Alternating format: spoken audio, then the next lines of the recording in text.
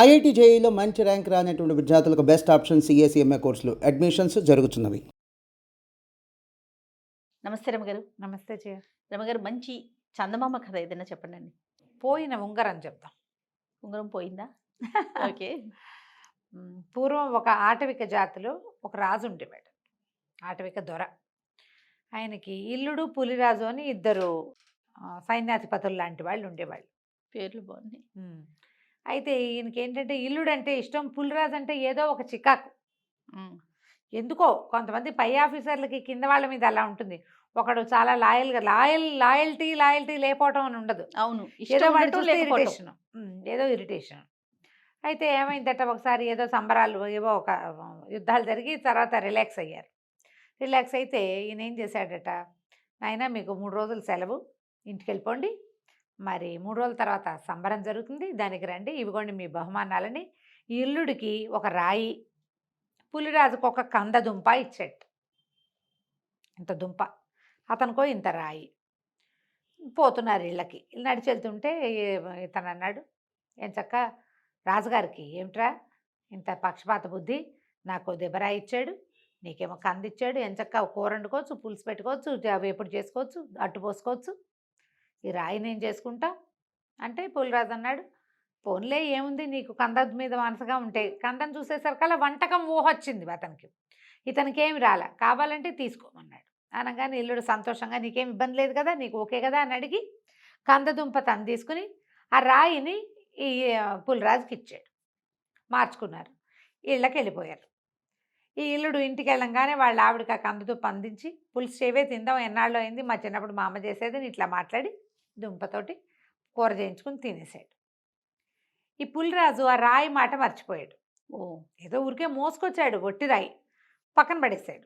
లోపలికి వెళ్ళాడు, కాలు చేతులు కడుక్కున్నాడు, ఏదో పిల్లాజల్లని చూశాడు, భార్యతో మాట్లాడుకున్నాడు. రాత్రి భోజనాలు చేశాక వెన్నెట్లో పడుకుని కబుర్లు చెప్పుకున్నాడు. జ్ఞాపకం వచ్చింది, ఏది దొరగారు ఇచ్చిన రాయి అని తీసుకున్నాడు. తిప్పి చూశాడు, దానికి ఏదో చిన్న పగులుంది ఆ రాతికి. తళుక్కుమంది అందులోంచి. ఏంటో తళుక్కుమంటోంది, అంతుంది రాయి. తళుక్కుమంటోంది, ఏమిటో చూద్దామని ఓ సన్న చాకు పట్టుకురావే అని ఈ పిడిబాకులు ఉంటాయిగా, ఆ పిడిబాకు తెప్పించి ఆ చీలికలో ఇంకా కొంచెం చీరి కొంచెం గట్టిగా ప్రయత్నం చేస్తే పళక్కమని విడిపోయి దాని లోపల నేర్పుగా దాచిన బంగారు ఆభరణాలు బయటపడ్డాయి. ఓ గొలుసు, ఇది ఉన్నాయి అందులో, గొలుసులు. తను ఆశ్చర్యపోయాడు. ఆయనకు అనిపించింది రాజుగారి పక్షపాత బుద్ధి, వాడికి బంగారం ఇవ్వదలుచుకున్నాడు. అందుకని ఏం చేశాడు, రాయి వాడి దగ్గర ఉంటే ఏదో ఒక రోజు చూసుకుంటాడని బంగారపు వస్తువుని రాయి షేపులో మట్టి ముద్ద అది అందులో పెట్టించి పొదిగించి వీడి చేతికి ఇచ్చేసాడు. వాడు తెలివి తక్కువగా మనతో మార్చుకున్నాడు. సరే బాగుందా. 3 రోజుల తర్వాత సంబరాలు. ఈ ఇల్లుడు తన దాన్ని తను వచ్చాడు. మన పులిరాజు మెళ్ళో గొలుసు వేసుకున్నాడు. 2 గొలుసులు, పెద్ద గొలుసు, చిన్న గొలుసు వేసుకుని కనపడ్డారు సంబరంలో. కనపడేసరికి దొరగారు చూశాడు. ఆయనకు అర్థమైంది, ఈ గొలుసు ఎక్కడిది నీకు అన్నాడు. అంటే అతను చెప్పాడు, కాదండి మేము వెళ్ళేటప్పుడే దొర ఇల్లుడు ఈ రాయి నేను మొయ్యలేకపోతున్నాను, రాయి తీసుకుని కందదుంప ఇవ్వమన్నాడు, అందుకని కందదుంప ఇచ్చానంటే రాజు గుళ్ళు మండిపోయింది, కోపం వచ్చేసింది. కోపాన్ని దాచుకోలేకపోయాడు. సరేలే నీకు ప్రాప్తం ఉందన్నమాట అన్నాడు, కానీ ఒక రకమైన మంట మొదలైందనమాట. అయితే మీ పులిరాజుకి అర్థమైంది రాజుకు తన మీద కోపం వచ్చేసింది అని. ఏం చేసి ఉండాలి, బహుశా రాజు ఉద్దేశం దొరకంగానే ఇలా దొరికింది అని తీసుకొచ్చిస్తే ఎలా ఉండేదో. మాకు బహుమానాలు ఇచ్చాక నీకెందుకు ఇస్తారు వెనక్కి, అంతే కదా కదా. నిజంగా ఏం చేయాలో అది చేశారు. ఆయనకు నచ్చల. ఇల్లుడు కూడా నాకు ప్రాప్తం లేదు దొరా, వాడికి ప్రాప్తం ఉంది అన్నాడు. నిజానికి బహుమానం దక్కవలసిన ఇల్లుడికి ఏం కోపం రాల, రాజు కొళ్ళు మండిపోయింది. ఆయన ఇవ్వదలుచుకున్న వాడికి పోలేదు కాబట్టి అదే ఈ దొరకే కోపం వచ్చింది. అక్కడి నుంచి ఏమన్నాడు, పులిరాజు కొంచెం గ్రహించుకుని రాజుగారి కొళ్ళు మండిపోయిందని, మొహంలో రంగులు మారిపోతున్నాయని, ఆయన కోపం చూపించకుండా నవ్వుమొహం పెడుతున్నాడని తెలిసి, మనకు తెలుస్తాయిగా భావాలు. అవును అన్నాడు, దొర మేము న్యాయంగా పంచుకున్నాం, కందదుంపని నాకు ఇచ్చిన దుంపని ఇల్లుడు వాడి పెళ్ళాము హాయిగా పులుసు వండుకుని తిన్నారు, మాలో మాకేం పొరపచ్చాలు లేవు అన్నాడు. నాకు లేదులే, అలా ఏం లేదు, ఇదిగో నువ్వు ఇంత న్యాయంగా చేసినందుకు అని ఒక ఉంగరాన్ని బహుమతిగా ఇచ్చాడు. నువ్వు నిజాయితీగా చెప్పినందుకు ఈ ఉంగరాన్ని ఉంచుకో, ఈ ఉంగరం కనుక పోగొట్టేవో నీ అంతు చూస్తా అని చెప్పాడు. నీకు ఇచ్చిన బహుమతిని నువ్వు వాడితో మార్చుకున్నావు, ఈ బహుమతిని జాగ్రత్త అంటే పులిరాజు కనిపించింది. ఈ రాజు ఈ ఉంగరాన్ని పోగొట్టైనా సరే నాకు శిక్ష ఇస్తాడు. కారణం ఏం చెప్తాడు? నేను ఉంగరం పోగొట్టద్దన్నా వీడు పోగొట్టాడు అని చెప్తాడు. లోగుట్టు పెరుమాళ్ళకి ఎరుక, ప్రపంచానికి ఏం తెలుస్తుంది? అందుకని ఏం చేశాడు? ఇంటికి వెళ్ళంగానే గోడలో ఓ చోట పోలు కొట్టి ఆ ఉంగరాన్ని అందులో పెట్టి తడిమట్టితోటి పూడ్చేశాడు. బాగుంది. తెలియనివల ఉంగరం పోకుండా జాగ్రత్త పడ్డాడు. చేతికే ఉంటే ఎవడైనా 2 దెబ్బలు కొట్టేటప్పుడు మాట్లాడుకునేటప్పుడు లాగేస్తే పోగానే రాజుగారు పెట్టేస్తాడు. ఎందుకంటే రాజు దానికోసం ప్రయత్నం చేస్తాడు. అవును. సరే ఏమైంది? ఇప్పుడు మన దొరగారు తన ఇంట్లో ఏదో పని చేయడానికి వచ్చిన పులిరాజు పెళ్ళాన్ని పిలిచి, ఏమే అమ్మాయి, మరి మీ ఆయనకు ఒక ఉంగరం ఇచ్చాను, బహుమతి చూసావా అన్నాడు. చూడలేదు దొర, బహుమతి ఇచ్చారా అని. ఇచ్చాను. నువ్వు గనక ఆ ఉంగరం నాకు తీసుకొచ్చి ఇచ్చావంటే నీకు ఇక అమ్మగారి మెడలో ఉన్న హారాలు లాంటివి 2 హారాలు ఇస్తా, నీ వల్ల అయితే తీసుకురా అన్నాడు. ఈ ఆవిడ ఇంటికి వచ్చి గబగబ హారాలు ఇస్తానంటే, బంగారం ఇస్తానంటే ఉంగరం వేరు, 2 హారాలు మ్యాచింగ్ లేదు. అసలు వెతకడం మొదలుపెట్టింది. వెతికింది దొరకల.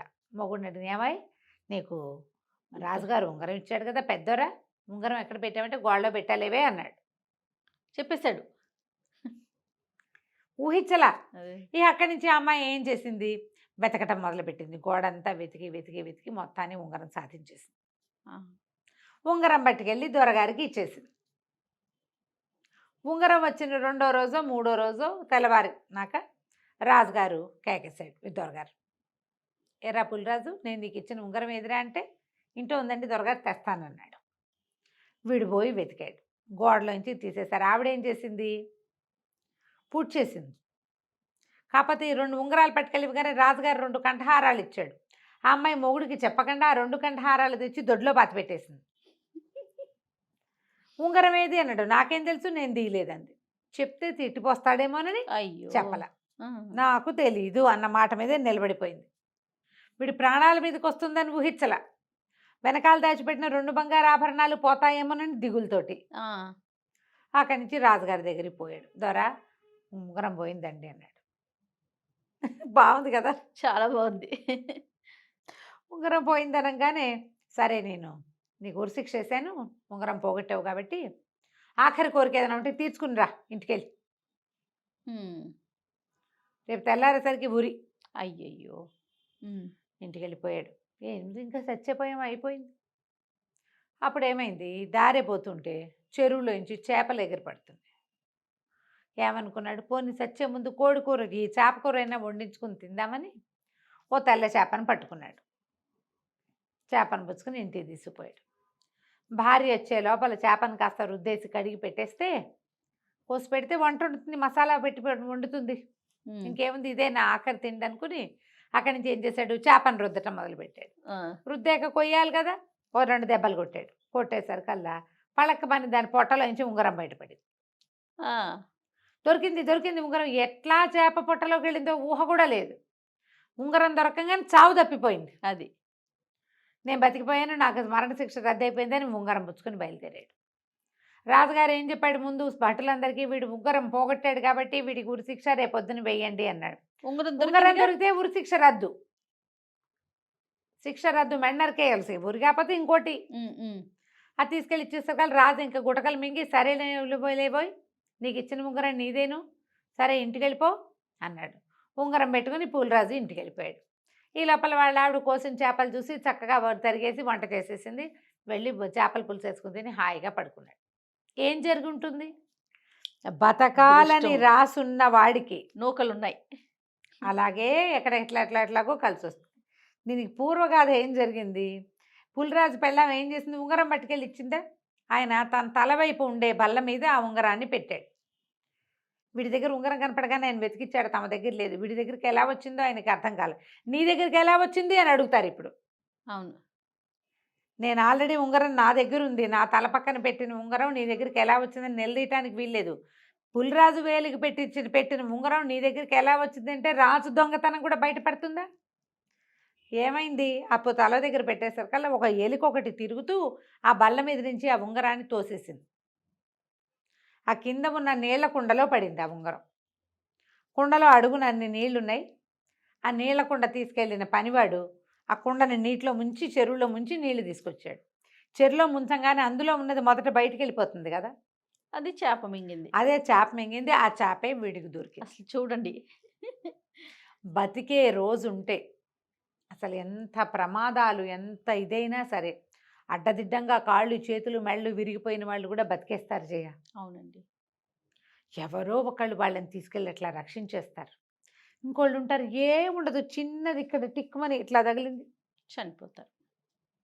అలా వచ్చేస్తుంది. వీడికి భూమి మీద నూకలున్నాయి, వాడికి అదృష్టం ఉంది. భార్యే తీసుకెళ్ళి ఆ ఉంగరాన్ని ఇచ్చేసి వీడికి మృత్యు ద్వారాలు తెరిచినా కూడా మళ్ళీ మూసుకుని బయటకు వచ్చేసాడు. బయటకు వచ్చేసాడు. కథ కంచికి మనం ఇంటికి. సూపర్. నమస్తే రమ్మగారు. నమస్తే.